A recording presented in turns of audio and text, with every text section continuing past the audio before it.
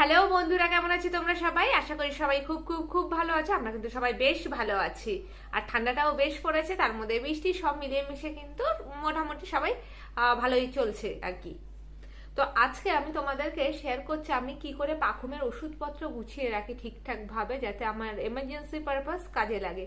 Even আমি যদি আধ ঘন্টার জন্য ওকে নিয়ে বেরোই, তাহলেও আমি পারলে ওই ওষুধের পোটলাটা কিন্তু ক্যারি করি। ম্যাক্সিমাম সময়ে আমি যেখানেই যাই না কেন এই পোটলা, এই পোটলা কিন্তু আমার সঙ্গী।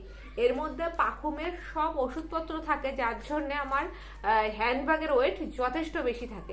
বাট আমি এটা কখনোই ভুলি না, আর মানে ভুলতেও চাই না, কারণ যেহেতু বাচ্চাদের কখন কি এমার্জেন্সি লাগে মানে বলা যায় না।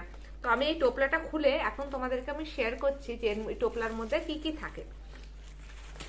এই দেখো, প্রথমে দেখাই, এটা হলো গ্যাসের ওষুধ। বাচ্চাদের যে সিরাপগুলো থাকে, বাচ্চাদের তো ম্যাক্সিমাম সিরাপ খায়, তো সেই সিরাপ গ্যাসের।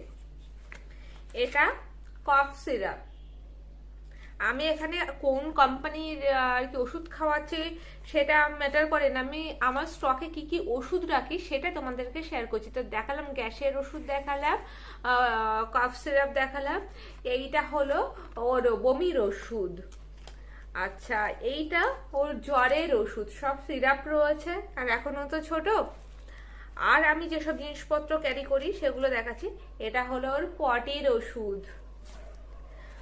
আর ইম্পর্টেন্ট জিনিস যেটা সব থেকে আমার মনে হয় সেটা হলো থার্মোমিটার। আমি এটাও ইউজ করি, আমি দুটোই ক্যারি করি। এখন নতুন করে অ্যাড হয়েছে কি বলতো, অক্সিমিটার। যেহেতু কোভিড সিচুয়েশন, তো এই দেখো এর মধ্যে অক্সিমিটার আছে। এই অক্সিমিটারও কিন্তু আমি ক্যারি করি। এই যে অক্সিমিটার, এটা ব্যাটারিটা খুলে রেখেছি, যখন ইউজ হয় তখন কিন্তু এটার ব্যাটারি আমি ভরে নিই। তো এই অক্সিমিটার আমি ক্যারি করি। আর যেসব জিনিস নিতে একদম ভোলা উচিত নয় সেটা হলো এই যে ওআরএস, বাচ্চাদের ওআরএস।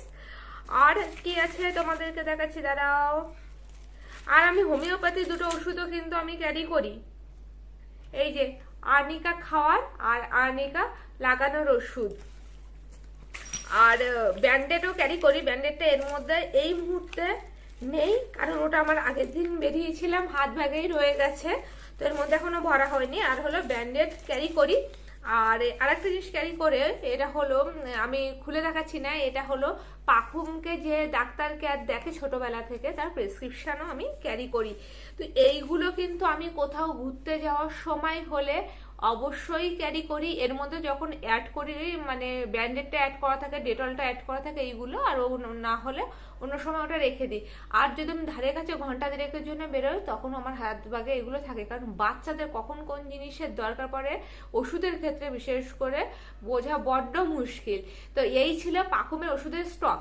আমি আরেকটা জিনিস করি, এই ওষুধগুলো যে থাকে না, এটা দীর্ঘদিন যে আমার কাছে একই ওষুধ রয়ে যাচ্ছে তা কিন্তু নয়। ইউজ হলে তো চলে গেল, ইউজ হলো। আর যদি ইউজ না হয়, আমি এটা মাঝে মধ্যে চেক করি এক্সপায়ারি ডেট, যে এক্সপায়ার হয়ে যায় সেই ওষুধগুলো ফেলে দিয়ে আমি আবার নতুন ওষুধ অ্যাড করি। আর এর মধ্যে আমি আরেকটা জিনিসও নিই, পাখুমের নাকের ড্রপ, যদি ঠান্ডা ঠান্ডা লাগে তো নাকের ড্রপটা কোস্তাবকে আনতে দিয়েছি। তো কোস্তাব যেহেতু নাকের ড্রপটা আনবে, তো আমি ওষুধের জায়গাটা আর কি দেখছিলাম কি কি এক্সপায়ার হলো, তো তখনই মাথায় এলো যে আমি এইভাবে মেনটেন করি, তো ভাবলাম তোমাদেরকেও শেয়ার করি, হতে পারে তোমাদের কোনো কাজে লাগতে পারে।